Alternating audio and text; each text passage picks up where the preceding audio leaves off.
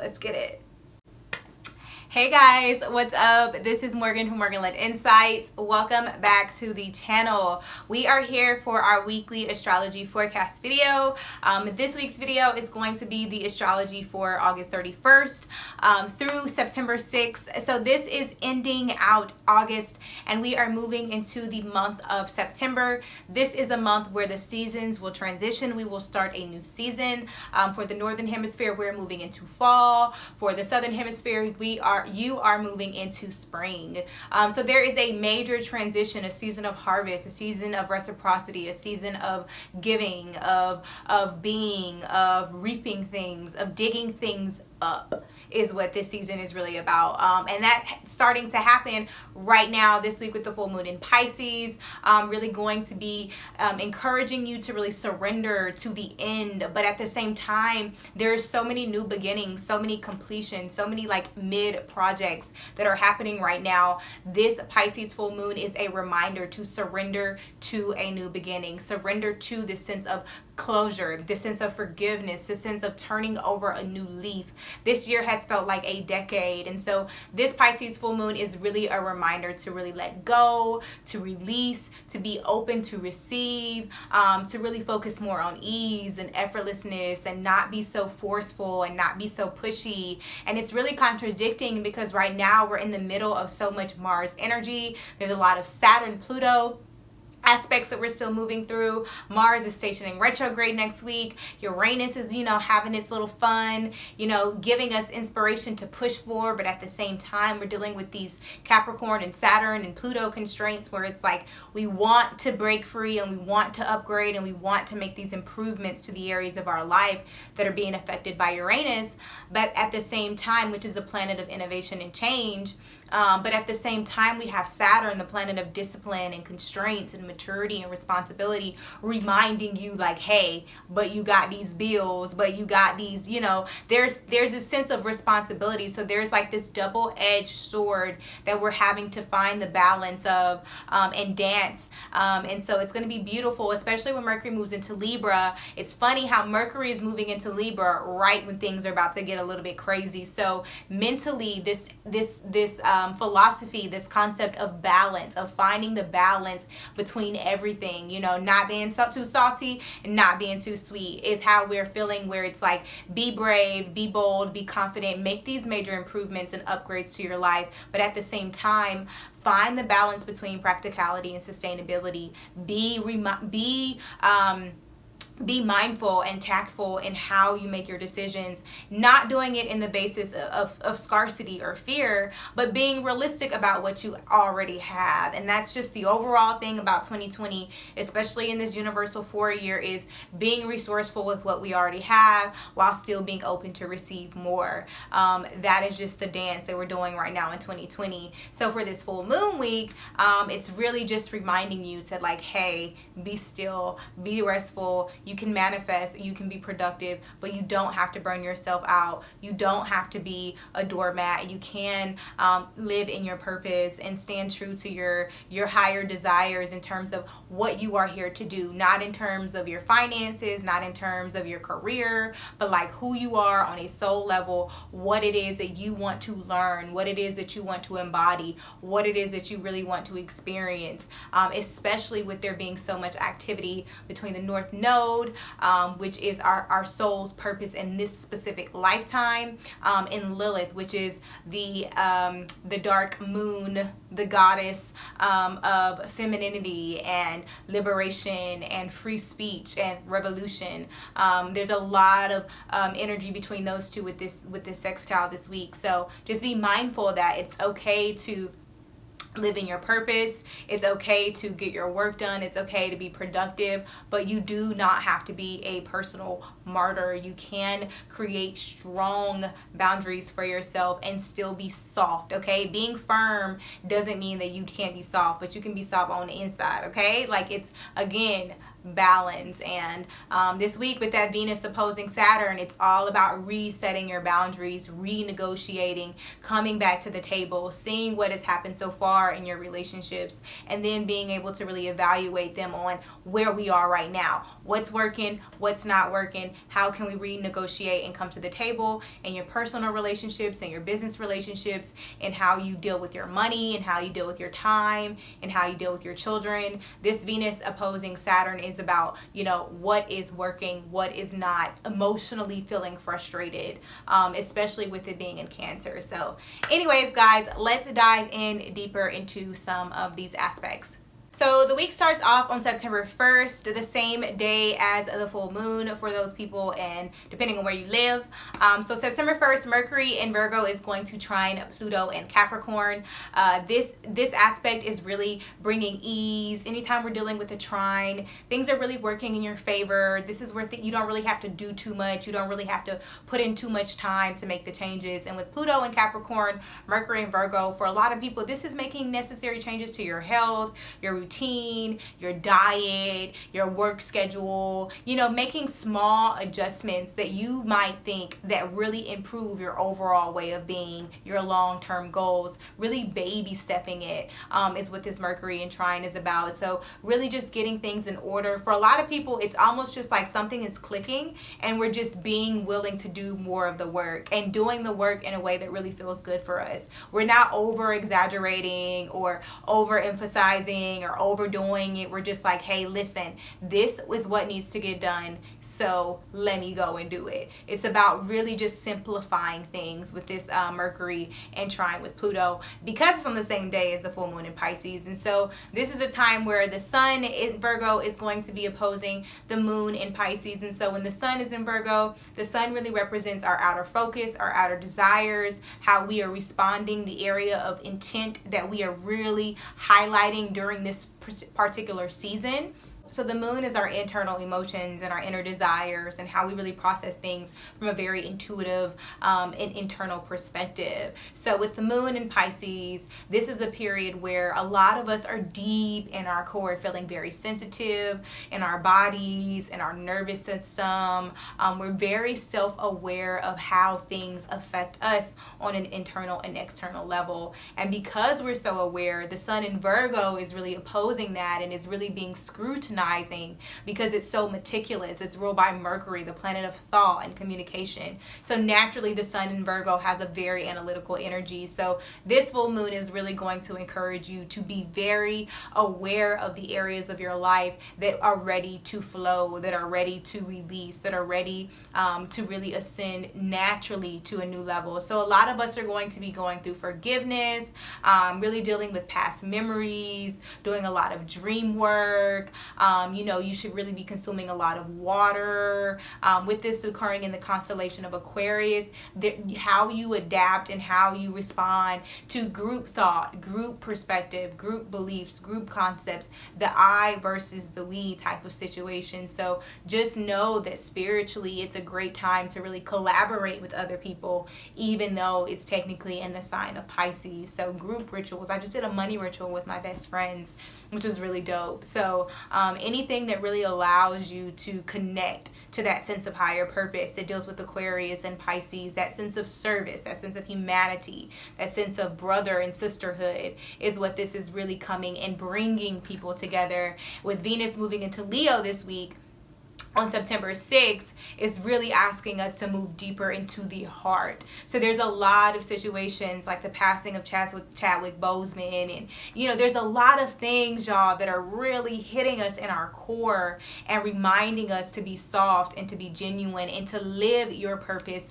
now. And that is what I really want you to take away from this Pisces full moon, and just the overall energy this week in itself is to live in your purpose now, making do with what you have and taking every single baby step forward that you possibly can, and being gracious about it no matter the circumstances is what this energy is really inviting us to do for the full moon. Now September 2nd is a day, okay? On September 2nd, So on September 2nd, that is the official day of the full moon in Pisces, even though for me the energy is very strong on the 1st. The 2nd is almost like the integration phase. But technically at 1:22 a.m. on September 2nd is when the full moon in Pisces will reach its peak. At the same time, the sun in Virgo is going to trine Uranus in Taurus. That is also going to be the same day as the Venus and Saturn opposition. So again, being very intentional about boundaries, about how you associate power struggles, okay? Try to talk things out peacefully. You probably won't be able to do it on September 2nd. September 3rd and 4th might be a little bit better, but just remember that we are all trying to assert ourselves right now. And so know that issues in the home, issues with short-term finances and security, like retirement and you know, these short-term business loans and grants and just all of these little things, like homeschooling your kids with this crazy virtual learning crap, like all of these restraints on our relationship with ourselves and our family and our emotions, what makes us feel comfortable, what makes us feel safe, is opposing the world, the higher authority, the rules, constraints, laws. Like, we are fighting up against that with this Venus and Capricorn opposition, with this Venus and Saturn opposition. So just be mindful. But with the sun in Virgo trine Uranus in Taurus, this is a really good time to make some wise investments in terms of money, you know, in terms of resources, in terms of using what you have. It's interesting because even though Venus is opposing Saturn on the same day, the sun in Virgo is like, listen, there's an easier way. There's a simplified solution. You just have to be innovative. You just have to be thinking on your feet, which means you need to be present in the moment. So just making sure that this full moon in Pisces, I know we want to escape, I know we want to relax and veg out, but there's a lot of powerful energy that can really bring clarity into your life and about how you can move forward and about how you can be a service to others. So you just need to be mindful that there needs to be this balance between productivity and rest, knowing that there can be both. Okay, you do not have to overwork to be productive. Productive can mean 2 hours a day you working. If that's productive for you, then you were productive, my love. Go celebrate. But just be mindful of what the expectations that you're creating for yourself and making sure that you are not the one putting so much stress and tension on your plate because of these high expectations. And if you are, really ask yourself, where are these expectations coming from? So on September 3rd, Mercury in Virgo is going to trine Saturn, and on September 4th, Mercury in Virgo is going to sextile Venus. So this is just, again, very, very, very high mental energy week. A lot of creative ideas, a lot of creative solutions, just being very mindful of the details, making sure that you're paying attention, staying productive, staying organized, keeping a schedule, just really being as organized as and efficient. Like, not even if it's not something that is, you know, broken all the way down and you have a structure and a rubric and a to-do list and a strict time schedule. Just being conscious of how much time you're spending on each thing, and being mindful of the distractions that you have, and making sure that if you say that you're going to do these 3 things this week, you're going to actually do them. Like, you don't have to be so anal about your life to be productive. And that's what this week is really saying, is that, listen, when you know the order, when you know the direction, when you're walking in your purpose, things flow. Doesn't mean that you don't have to be proactive, but you need to walk in your purpose. You need to claim your purpose. So naturally, the energy that you're walking in is aligned. When you're all over the place and you telling people you don't know who you are, is when you start to become scattered. So just make sure that you're staying grounded in your purpose this week. And then again, on September 5th and September 6th, we're going to see Mercury move into Libra, and we're going to see Venus move into Leo. And I am going to be doing some specific videos about both of those, so I'm not going to go into detail there. Just know that Venus in Leo is a different time than Venus in Cancer. So instead of being in the house and cuddly and being very private and emotionally controlled about your relationships, we're wanting to be more active, and we're more flirtatious. We're more wanting to spend time with friends and wanting to really share and spend money and really do fun things with your partner. So if you've been in the house a lot, or you've been really chill in terms of like how you're relating with other people, or you haven't really been dating, Venus in Leo is going to be a very interesting transit. And then again, Mercury in Libra is just all about finding the mental balance in all area of your lives and however that applies. So let's jump into the weekly messages for the signs. Fire signs. This week's energies remind you and ask you and encourage you and inspire you to get creative. A lot of you guys are feeling bored. A lot of you guys are feeling discontent. If you just made a change or a transition, you can be like, okay, where is the fun in this? So for you guys, I just want to encourage you to be patient, to stay the course, to stay grounded, and to get innovative, get creative. If you're in a situation where you're not that happy, what can you do to make it better? What can you do to make it more fun? What are some hobbies or activities or experiences or events in your area where you can get outside and get connected and meet new people? Because for a lot of you, it's because you're kind of staying in your skin and you're not wanting to share everything that you have going on, or you're oversharing, and you need to keep your mouth shut a little bit more because you're just putting way too many people in the mix. But you just need to find that balance of being grounded and being productive and just freaking having fun. Like for y'all, you're just really bored right now and you just need to get more creative and you need to be more patient about everything that's unfolding. Signs, Libra, Gemini, Aquarius, you need to stop looking for validation. A lot of you are being held back, are procrastinating, are just overall distracted because you're too focused on relationships right now, and you need to be more focused on securing your foundation. Relationship year is next year. This year is about securing your foundation, getting grounded in your career, getting grounded in your home, really settling your roots, air signs. So you need to just be more patient. You need to be more mindful. You need to be more focused. You need to just be more confident overall, because if you're not distracted, you're asking people way too much for their opinion, and that really messes with you emotionally, and it makes you feel more insecure, and then you stop trusting your intuition. And so for you guys, you really just need to this necklace, you really just need to be more confident and secure about what you believe and what you want and what you have going for yourselves. Water signs, you are really learning to live in your heart. Like, this is a very blossoming and enriching and enlightening cycle for you, especially this week with this water full moon.